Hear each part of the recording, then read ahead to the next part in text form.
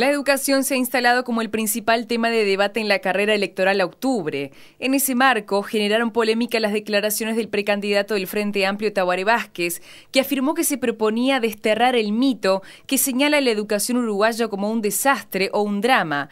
En tanto, el precandidato del Partido Nacional, Luis Lacalle Pou, afirmó que para cambiar la educación hay que cambiar el gobierno.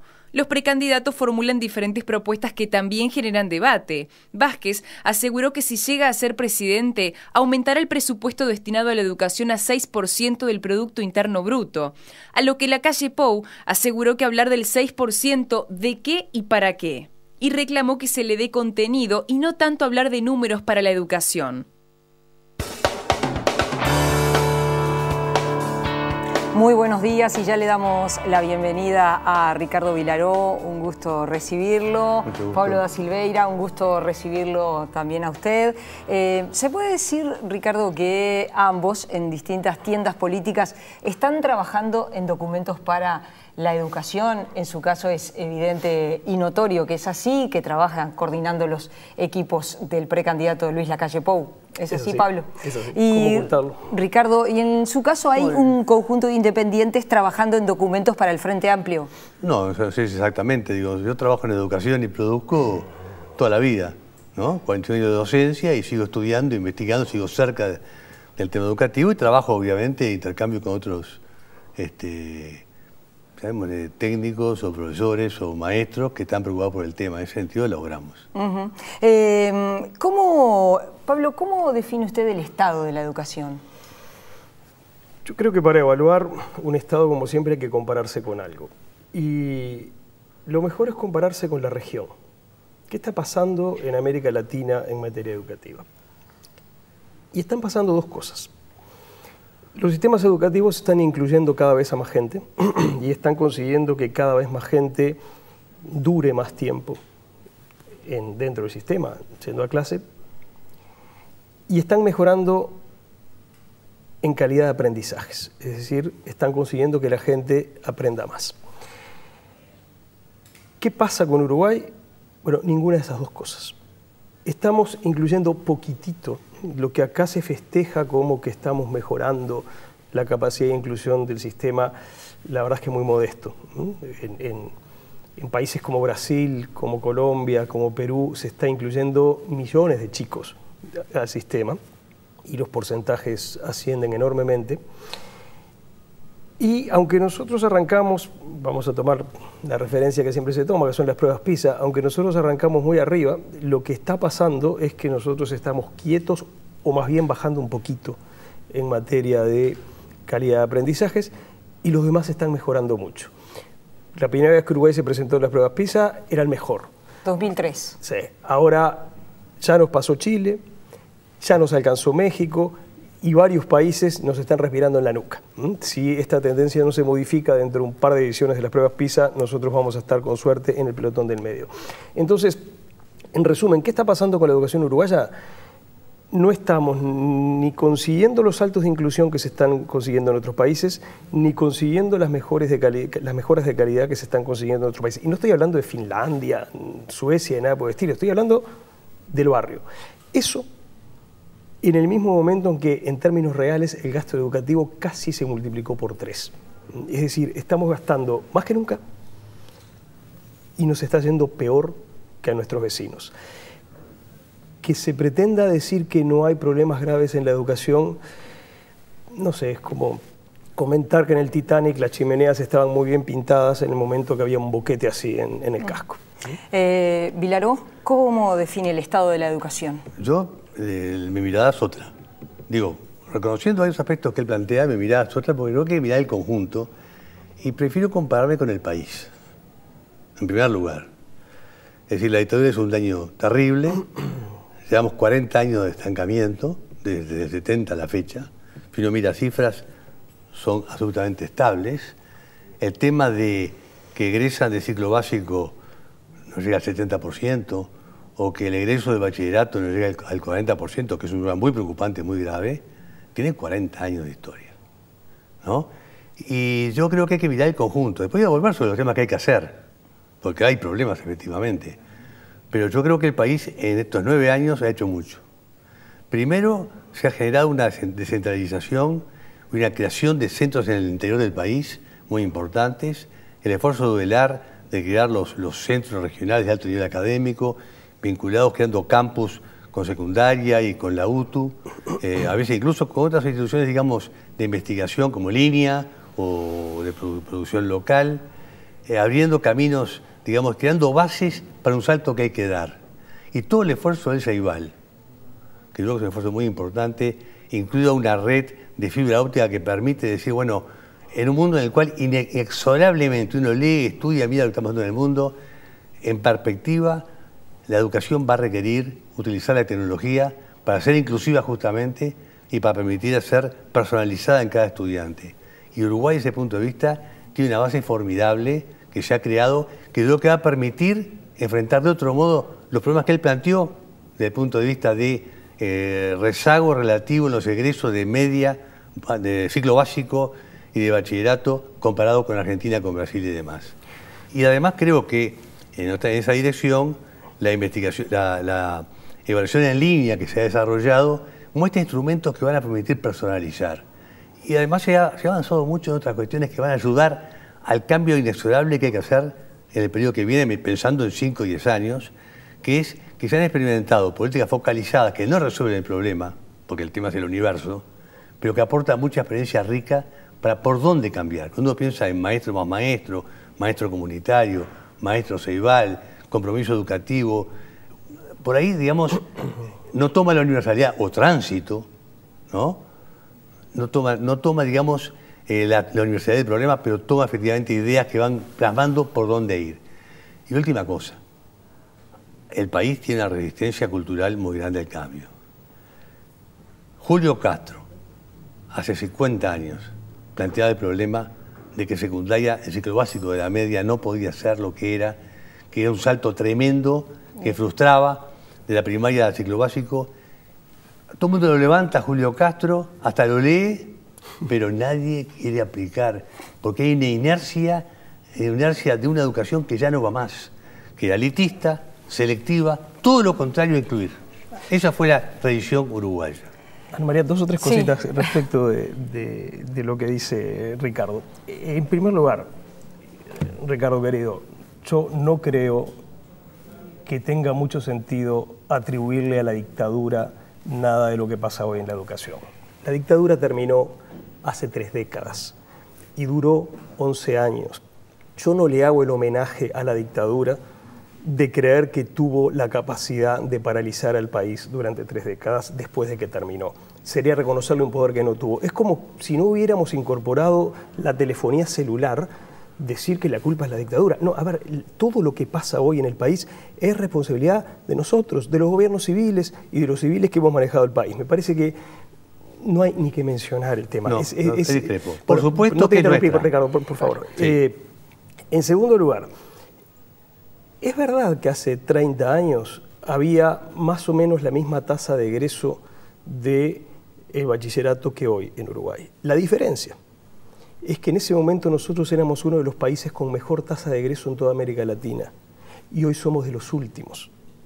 Entonces, ojo con compararnos con nosotros mismos, porque se nos escapa un dato fundamental, que es que los demás están mejorando muchísimo y nosotros estamos congelados, paralizados en el tiempo. Hace décadas que no conseguimos mejorar uno de los indicadores más importantes que hay en el mundo para medir cómo anda un sistema educativo, que es qué porcentaje de los chicos termina bachillerato. Entonces es una comparación que me parece que nos engaña mucho si simplemente miramos cómo nos comparamos con nosotros mismos hace 30 años atrás y no vemos lo que hacen los demás. Y en tercer lugar, ¿somos tan resistentes al cambio los uruguayos? Cambiamos la seguridad social, cambiamos la salud, cambiamos la matriz energética, cambiamos el agro, que pasó de ser eminentemente ganadero a tener la fuerza que tiene la agricultura. Lo único que no conseguimos cambiar, de veras, es la educación. Yo creo que tenemos que asumir que tenemos un problema específico con la educación y que tenemos que encararlo y tenemos que ver cómo lo resolvemos. Esa es mi visión del asunto. Un pequeño comentario. Yo creo que la dictadura ha marcado más que lo que se piensa. Y es un tema además que no lo digo hoy. Cuando el doctor Mayolo en Caracas en el 80 él decía, va a llevar 20, 30 años superar el daño y el destrozo que ha hecho la dictadura. Y acuerdo que sí, que la responsabilidad de cambiar esto es nuestra, es de la sociedad civil. Y acuerdo también que la comparación con la región no tiene que importar y que el tema de la cifra de egreso nos preocupa. Pero hay que mirar el conjunto y ver que creo que estamos en condiciones, que lo que se ha hecho es importante, para poder enfocar ese tema, que en este país hay efectivamente una cultura en la cual la visión elitista y selectiva, a pesar de que se hable de educación inclusiva, no se ha abordado la concepción pedagógica que rinda, que sigue actuando en nuestro medio. Y yo creo que el tema fundamental ahora es el tema de la pedagogía. Hay que hacer un cambio cultural profundo en qué se enseña, cómo se incluye, cómo se vincula, cómo se generan centros educativos comunitarios que se integren con el barrio, con la zona, que busquen conectarse con la familia, que efectivamente permitan cambiar esta situación, que efectivamente tenemos que cambiarla. Y creo que hoy tenemos todas las herramientas para pegar ese salto, y ahí creo que el próximo que gane el gobierno tendrá que marcar el norte y al mismo tiempo convocar a la sociedad, a los partidos, a hacer ese cambio que es necesario hacer. Pero mirando el conjunto, mirando el bosque y mirando los problemas. ¿Por dónde empezar los cambios? Hay una cosa curiosa. Creo que en este momento hay cierto grado de convergencia acerca de cosas que hay que hacer y otras que no. Pero hay un grado de convergencia importante. Por ejemplo, Ricardo decía, y yo comparto, hay un problema en el tránsito entre primaria y secundaria. Podemos discrepar acerca de qué gravedad tiene ese problema, pero existe. Bueno, desde Sendik hasta Renato Perti, hasta Luis Lacalle Pou, hasta no sé quiénes más, todos están diciendo hagamos la prueba de hacer lo que se hace en otros países, que es unir la primaria con el ciclo básico. Por ejemplo, en Argentina, de 4 a 14 años. Ahí está. Algo así. Por ejemplo, en Argentina hace años que se hace así. Y tratemos de atenuar ese tránsito y tratemos de crear ahí un clima pedagógico más adecuado del que hoy tenemos. Es una propuesta que tiene un apoyo enorme. Creo que es parte de lo que hay que hacer. Creo que los cambios curriculares y de tránsito dentro del sistema son parte de lo que hay que hacer. También creo que hay que hacer más que eso. Hay que hacer un rediseño institucional importante para recuperar los equilibrios dentro del sistema educativo. Creo que en este momento se nos desequilibró el funcionamiento del sistema educativo y los representantes de la ciudadanía tienen mucha menos capacidad de influencia de la que deberían tener. La familia, dice usted. Los políticos, digo yo. A veces se dice en el sistema, hay que evitar que los políticos se metan dentro del sistema educativo. ¿Cómo que hay que evitarlo? Los políticos son los que representan a los ciudadanos y son los que rinden cuentas cada 5 años y son los que discuten públicamente en el Parlamento y tienen que dar la carita por las cosas que hacen o no hacen. Nosotros hoy tenemos muy poco control ciudadano sobre el sistema educativo, comparativamente en el mundo somos un caso extrañísimo y creo que eso hay que recuperar o aumentar el protagonismo del Ministerio de Educación en la definición de políticas, hay que fortalecer la responsabilidad política de quienes asumen cargos de gobierno en la educación, creo que ahí hay mucho por hacer. Luego hay un tema que me parece que es absolutamente clave, que es el tema docente. En todo el mundo se sabe, todos los estudios lo muestran. El factor docente es el factor individualmente considerado que más influye sobre la calidad de la enseñanza. Hay muchos otros, pero ese influye. Y creo que tenemos que fortalecer mucho la profesión docente. Y ojo, digo la profesión docente, no solo la formación docente. Hay que proteger la formación docente, hay que fortalecer la formación docente. Pero además hay que modificar las condiciones de ejercicio de esa profesión y hacer de la profesión docente una profesión más linda de ejercer, menos tensionada por directivas y por trabas, mejor remunerada, mejor reconocida, de manera de atraer a más y mejor gente a esa tarea. Esas son por lo menos algunas de las cosas que yo creo que hay que hacer. Ricardo, respecto a lo primero que planteaba, cierto consenso yo creo que el planteo a esta altura de 4 a 14 y de 15 a 17, es decir, un ciclo básico, no primarizar el ciclo básico, no. Un ciclo básico que efectivamente alcance hasta los 14 años y que haga que el ciclo básico no sea propedéutico pensando en la universidad, sino que tenga un valor propio, ¿no? En el cual el muchacho experimenta, estudia, va a un taller, los proyectos, enseñar de otro modo, más que un espectador, sea un actor en su proceso educativo, ¿no? Y además un horizonte que se ha avanzado mucho en este periodo, que es generar un sistema nacional de educación terciaria que incluya lo universitario, pero que incluya lo tecnológico. El país está poblando politécnicos, o sea que mire, muchachos, como expectativa de futuro, cuando va a salir de la media, no solo ir a la universidad, sino poder tener una gran oferta en todo el país de politécnicos. Y ahí, en ese sentido, lo de la ley de la UTU en el interior han avanzado bastante, pero hay que ir mucho más lejos. Y respecto a los docentes... Ahora, desde el punto de vista de los docentes, en primer lugar, creo que justamente en este periodo se pegó un salto muy importante en su salario que venía, ojo, 6.000, 7.000 pesos. Yo creo que si uno le paga a un docente ese tipo de salarios, está desprestigiando o desconsiderándola, y eso se cambió. La parte edilicia se ha avanzado mucho, y a los docentes hay que darle un marco de trabajo distinto en cada centro educativo. Primero, concentrarlos. En este momento, casi el 60% de los docentes del país tienen menos de 20 horas por semana. Eso no puede ser. No puede ser que en el ciclo básico haya un docente que no cubre las 20 horas. Eso, hay mucho tema para trabajar y para cambiar, pero justamente tenemos elementos, tenemos los diagnósticos. El docente tiene que ser un profesional. Yo creo que desde el punto de vista perfecto, hay un norte de qué quiere el país para la educación. Eso lo define, digamos, la ciudadanía votando y con la orientación del gobierno. Hay una gestión que tiene que cambiar, pero los centros educativos tienen que ser los creativos para el cambio, que dan las condiciones, para innovar, para que cada cual se diferencie, para que cada cual vea en la zona que está localmente qué tipo de perfil ese centro educativo tiene que privilegiar, cómo efectivamente tiene estudiantes que tiene que captarlos, cómo los acompaña uno a uno de forma personalizada para que salgan adelante. Es decir, tenemos que revertir la deserción y la repetición cambiando pedagógicamente lo que está ocurriendo en las aulas, y los docentes de ahí tienen que tener un rol profesional destacado. Pablo, por lo que he entrevistado, sí, evidentemente hay mucho consenso de esta idea de los ciclos educativos, es decir, llevar a los estudiantes de 4 a 14 años. El tema después es, y eso lo hablo con los docentes y lo hablé con integrantes de las FENAPES, el tema después es cómo eso se hace, o cómo eso después, el bendito cómo, ¿no? El famoso cómo se hacen las cosas, ¿no? Digo, ¿cuánto hay que hacer para que efectivamente esto no sea apenas un formulismo?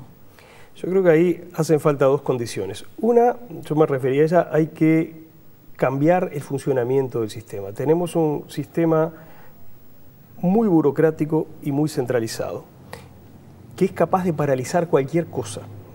Yo creo que varias de las figuras que han ocupado cargos de responsabilidad en la enseñanza en estos años llegaron con muy buenas intenciones y salieron frustrados y amargados, porque mover esta computadora de acá a acá puede significar 8 meses de papeleo y demás. Bueno, creo que tenemos que modificar las reglas de funcionamiento para que sea más fácil gestionar el cambio.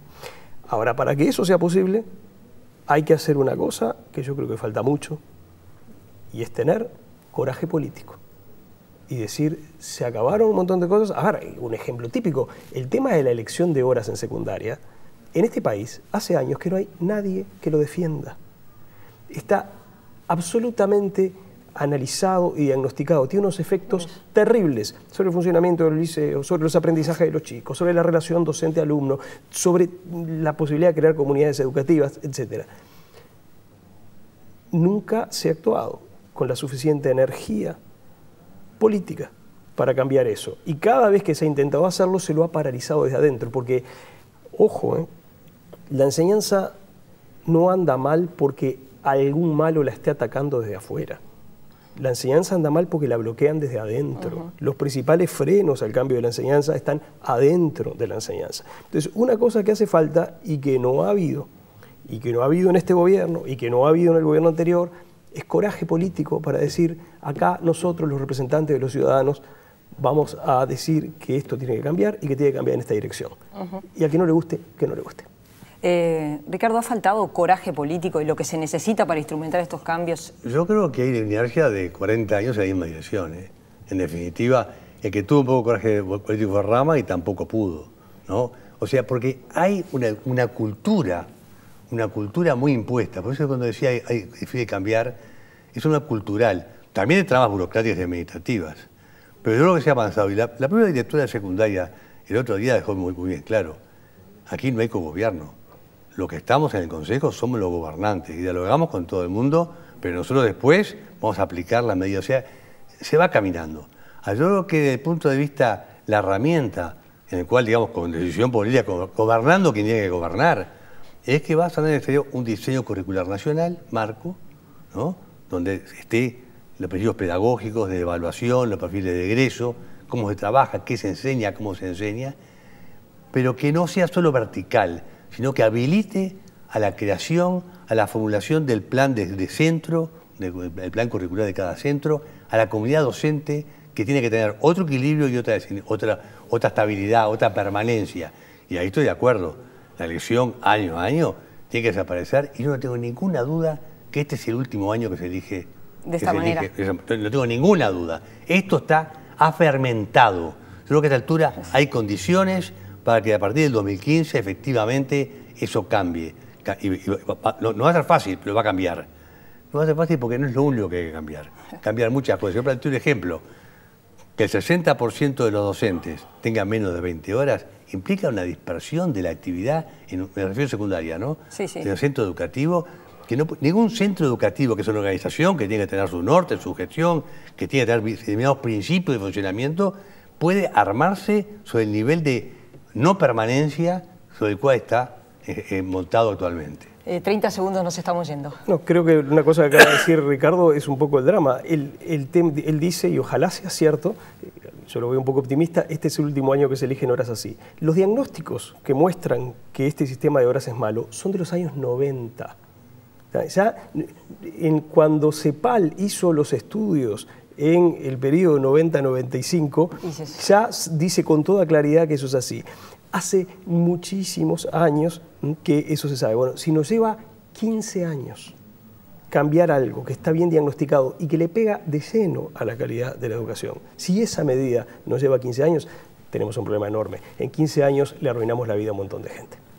Gracias a ambos. Tenemos un problema, efectivamente, pero el 80, ya Ravel y Mancebo, en un trabajo, mostraban efectivamente la necesidad de cambiar ese sistema. Por eso lo dije al principio, de que hay resistencias al cambio. Efectivamente las hay. Gracias a ambos por haber venido y la seguimos en cualquier momento. Ha sido un gusto recibirlos. Nosotros los invitamos a seguir con más InfoTNU.